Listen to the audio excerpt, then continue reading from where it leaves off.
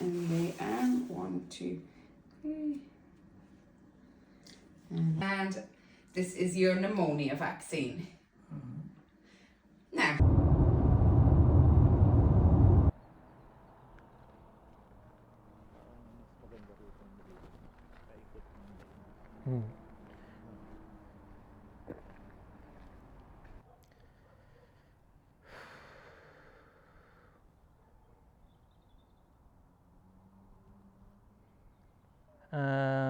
I'm not gonna lie na I feel great, I feel perfectly fine, but I wanted to make this video to share.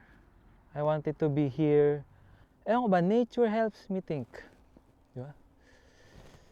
Sarap lang na ganito, mag-isip-isip, mag-reflect, balikan kung ano yung mga natutunan natin. And yung sa akin, gusto ko i-share. Nung initial diagnosis, parang ang ano lang nun is, parang high blood lang. Dami namang may high blood parang wala lang yun. Sige, treat natin yung high blood mo, tapos uwi ka, lagyan lang ng cream yung ano mo, tapos yun na. Lumala, tapos talagang nanghina ako, nadala ako sa ER, kinailangan ko ma-hospital, and ayun, nalaman yung mga sakit-sakit ko and malala na pala ako. And I remember nung unang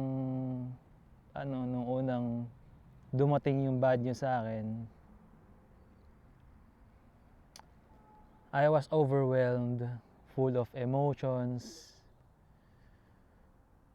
na parang bumaksak yung di ba? Bumaksak yung langit sa lupa, di ba? Parang wala yun yung reality. Yung reality strikes na grabe. Yung definition ng anxiety, advance ko na mag-isip noon, paano yung anak ko, paano lahat, paano yung work ko, paano yung makakapag-provide sa pamilya ko. Ang dami kong inisip noon. My thoughts was rushing in, ang daming grabe. Ang daming tanong, and I was worried. Kaya ba? Kaya ba to? Tapos nung mga panahon na yun, hinang-hina pa yung katawan ko, grabe.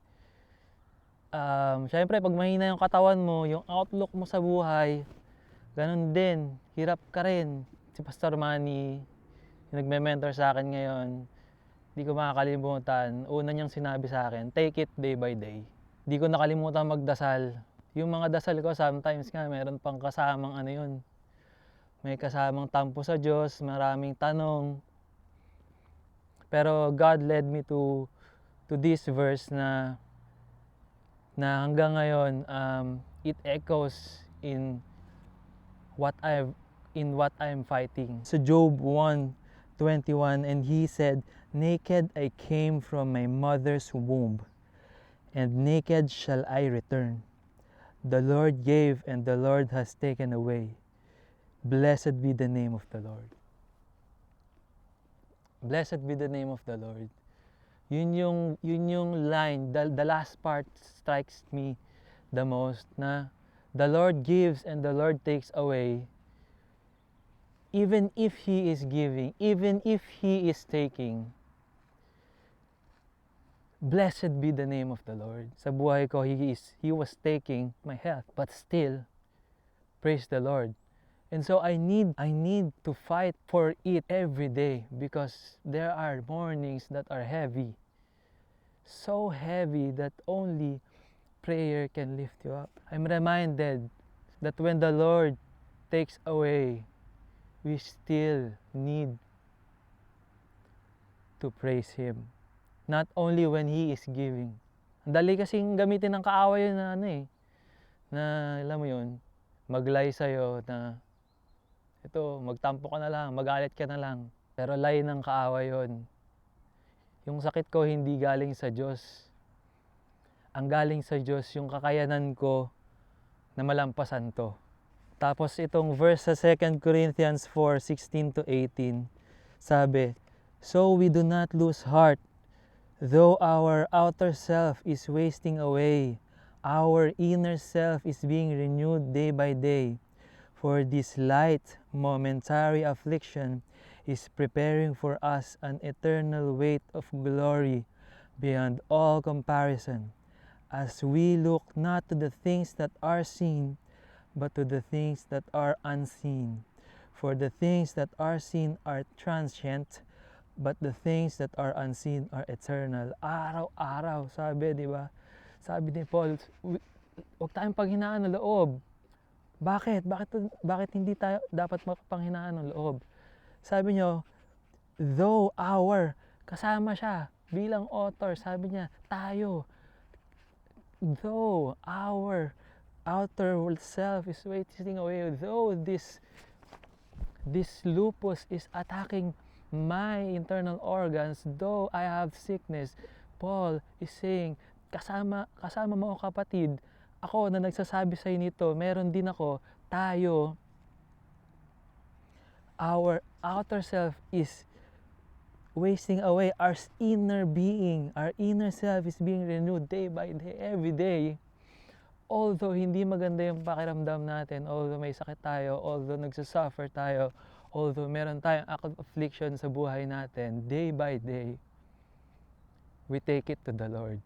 Kaya araw-araw kaming nagdadasal na asawa ko, nag-aaral ng salita niya because of this. Sabi niya, this is light, this affliction, this sickness is light, this is momentary, because we will spend eternity with God. So my faith made me strong. That's the lesson. I realized that health is very fragile. No matter kung gaano ka-fit, ka-healthy, when God decided that He will take away, He will take away. My third lesson is that my family is my strength. Sila yung nandun. Sila yung blessing sa akin na nagpa-realize sa akin how precious family is. So if you're going through some tough times in your life, kanya-kanya tayo ng dinadala, may iba-iba tayong bigatin, pasanin. Ang sabi ni Apostol Pablo, we do not lose heart. Huwag tayong paghinaan ng loob. I am prioritizing that God's word reach you, because if you feel that there is no hope left, kapatid, meron. At ako, ito, on the way to recovery, still mahina pa rin. But I'm here, I'm alive, and I praise the Lord. God bless you.